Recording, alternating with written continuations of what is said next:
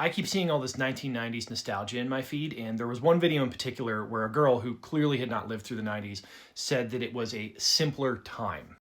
This is funny to me because I lived through the 90s, and all we were watching in the 90s were movies and TV shows that were nostalgic for the 1960s and the 1950s. Things like The Wonder Years, or Back to the Future, or Forrest Gump. Obviously, the 1950s were not a simpler time. Obviously, the 1960s were not a simpler time. That was the time of the Cold War, the Vietnam War, the Cuban Missile Crisis, a ton of assassinations, and tons of societal upheaval. But the people who these TV shows and movies were made for were people who had grown up in the 1950s and 60s. So for them, that was a simpler time because they were simpler people, because they were children.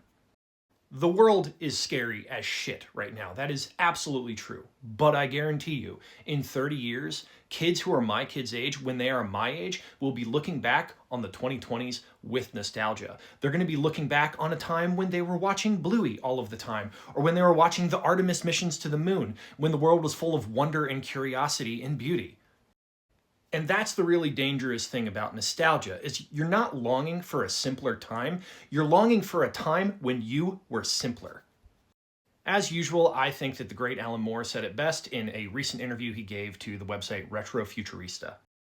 In a response to a question about his comic Watchmen, he said, "As the world becomes more complex and overwhelming, more and more people seem to be retreating from their responsibility to help create a tolerable present by seeking refuge in an imagined idyllic past or in their own childhoods when they felt safe and happy and as if they understood things. Nostalgia is and has always been, since the word was first coined, an illness.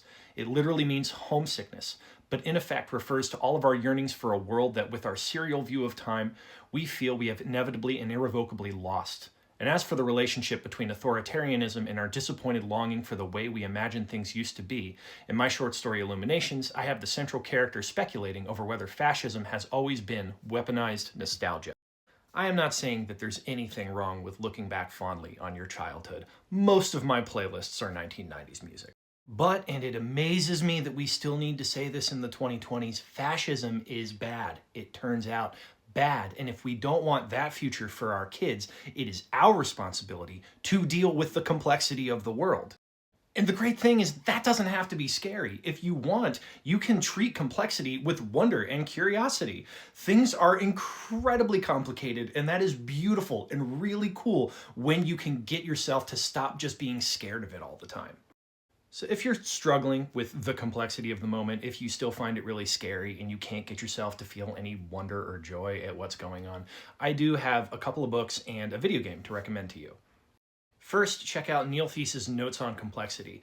It is a fantastic science book in the tradition of like Carl Sagan or Carlo Rovelli, which goes into modern complexity theory. And it's one of those books that you're going to have to just put down constantly to just be like, wow, and just think about what you just read for a little bit. Next, check out Ed Yong's book, An Immense World. It's about the different sensory experiences of different animals and how they experience the world totally different from us because they can actually detect things that our minds and our senses just can't. It's the sort of thing that just makes your entire universe infinitely bigger. If you're not as much of a reader and you're more of a gamer, check out the video game Everything by the artist David O'Reilly.